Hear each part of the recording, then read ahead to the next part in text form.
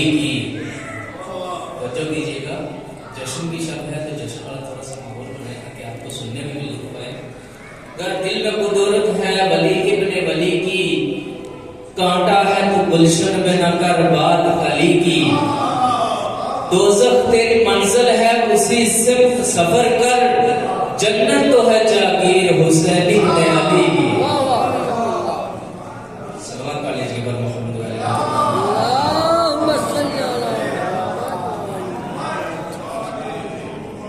वक्त की नज़ाकत को मद्देनजर रखते हुए इस मुल्क के एक दो अशारा की समाअत की नजर करूंगा।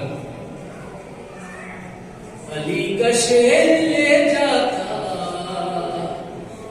अगर तलवार दरिया पर। हाँ जो कीजिएगा तो आएगा आपको सुनने में। अली का शेर ले जाता अगर तलवार दरिया पर, तो होता क्या? तो करता एक को दो और दो को चार दरिया पर। अली का शेर ले जाता अगर तलवार दरिया पर। जो देखा गैस में गाजी को भगदड़ मच गई हर सू। जो देखा गैस में गाजी को भगदड़ मच गई हर सू।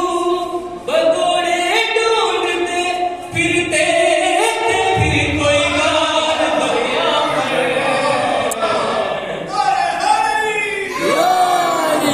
अली का शेर ले जाता अगर तलवार दरिया पर। जब मौला अब्बास को दरिया ने देखा तो दरिया ने खुला से कलाम किया। तो जो कीजिएगा,